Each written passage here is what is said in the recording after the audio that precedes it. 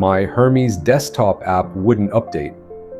The updater built right into the app simply wouldn't run, and it was 97 commits behind. So instead of fighting it, I handed the whole job to Claude Code. Here's how it updated the app safely and recovered when the command line updater crashed too, without me touching a thing. This is the whole idea behind what I do. I don't grind through fixes manually. I give an agent one clear instruction. It does the heavy lifting, and I verify it was done right, so I never have to revisit it. Let me show you exactly how that looked for this update. First, the situation.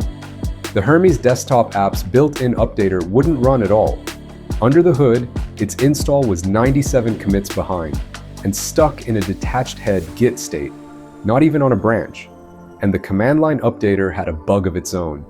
It could crash right after pulling new code, but before reinstalling dependencies. That half-updated state is exactly where things break. A perfect job to delegate. So here's the instruction I gave. Back the agent up, then update it and fix any issues along the way. Claude Code took it from there.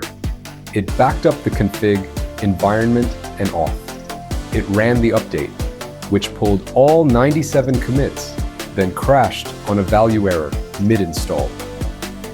But it didn't panic, and it didn't reinstall from scratch. It recognized the code had already pulled and finished the one missing step, the dependency install, by hand. One small package was all that was missing. Then it verified, because a fix you don't verify isn't a fix. Hermes Doctor came back green across the board. The dependency audit showed 0 vulnerabilities. Fully updated, healthy, and nothing lost. Done right the first time. That's the whole idea in one run. Give the agent a clear job, let it do the heavy lifting, and keep the final approval for yourself. The full written guide is linked below. Subscribe for more real fixes, done right the first time.